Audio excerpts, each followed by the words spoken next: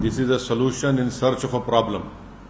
इसको अगर डिस्क्राइब करना है, this is a solution in search of a problem. Narendra Modi का पूरा गेम प्लान यही है कि नेशनल पार्टीज रहें और दूसरे तमाम रीजनल पार्टीज, छोटे पार्टीज हमेशा के लिए खत्म हो जाएं। बीजेपी की आइडियोलॉजी, आरएसएस की हमेशा ही रही है कि वो रीजनल पार्टीज को नहीं चाहते। हर थोड़े महीने के बाद इलेक्शन होना, ये भारत के गरीबों का फायदा है। इसमें जब कभी भी चुनाव होता है, नरेंद्र मोदी पीछे हटते हैं।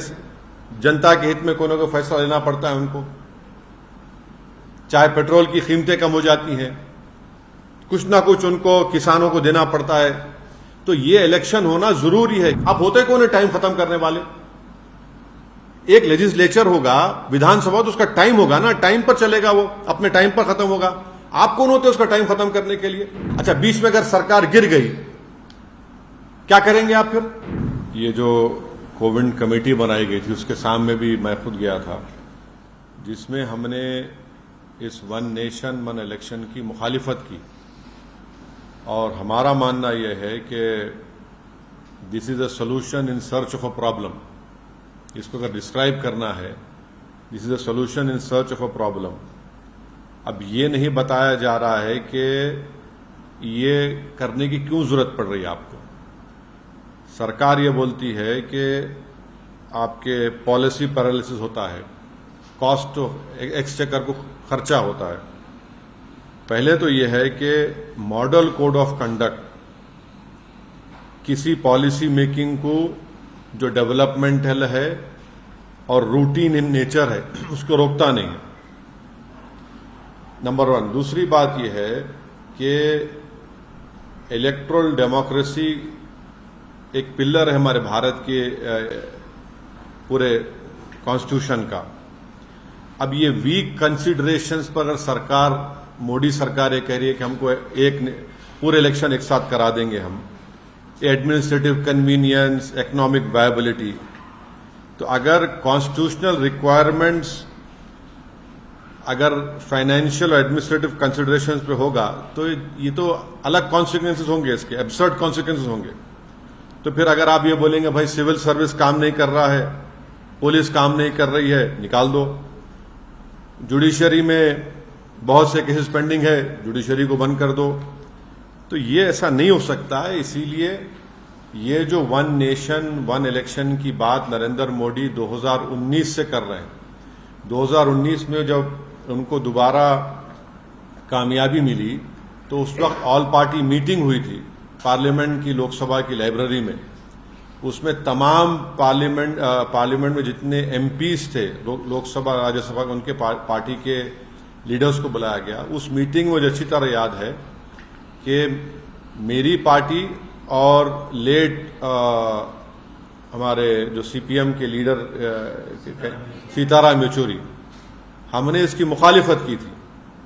तो नरेंद्र मोदी का पूरा गेम प्लान यही है कि नेशनल पार्टीज रहें और दूसरे तमाम रीजनल पार्टीज, छोटे पार्टीज हमेशा के लिए खत्म हो जाएं। आप देखिए कि अगर नेशनल इलेक्शन होगा तो मुद्दा नेशनल होगा, रीजनल इलेक्शन होगा असेंबली का, विधानसभा का, तो रीजनल मुद्दा होगा। नरेंद्र मोदी ये चाहते हैं कि रीजनल मुद्दा कभी बने ही नहीं। इलेक्शन होगा, अगर हैदराबाद पार्लियामेंट का इलेक्शन होगा तो जाहिर है दिल्ली में जो भी जीत कर जाएगा क्या करेगा। असेंबली का तेलंगाना का इलेक्शन होगा तो भाई आप किसान को क्या देने वाले हैं, हाँ, आप कितने सोशल वेलफेयर के स्कूल्स खोलने वाले हैं, आप हैदराबाद के डेवलपमेंट के लिए क्या करेंगे। तो बीजेपी यही चाहती है कि ये वन नेशन वन इलेक्शन करवाकर रीजनल पार्टीज को कमजोर करके रख दिया जाए। और ये बार बार इनका आर्गुमेंट है कि नहीं, हर थोड़े दिन का इलेक्शन हो रहा है। हर थोड़े महीने के बाद इलेक्शन होना, ये भारत के गरीबों का फायदा है। इसमें फायदा क्यों है बता रहा हूं मैं आपको। जब कभी भी चुनाव होता है, नरेंद्र मोदी पीछे हटते हैं। जनता के हित में कोई ना कोई फैसला लेना पड़ता है उनको। चाहे पेट्रोल की कीमतें कम हो जाती हैं, कुछ ना कुछ उनको किसानों को देना पड़ता है। तो ये इलेक्शन होना जरूरी है, क्योंकि जो भी सरकार होगी वो हमेशा अपने खड़े भी रहेगी जनता की खिदमत के लिए। अगर आप 5 साल के बाद पूरा चुनाव कराएंगे तो जनता का जो वोट का बार्गेनिंग पावर है हमेशा के लिए खत्म हो जाएगा। अब हरियाणा को चुनाव हो रहा है, महाराष्ट्र को चुनाव हो रहा है। नरेंद्र मोदी ने कितने मर्तबा जाकर महाराष्ट्र में इनॉग्रेशन किया बताइए? कितने मर्तबा जाकर ये डेवलपमेंट वो डेवलपमेंट का काम मैं कर रहा हूं, फाउंडेशन डाल रहा हूं।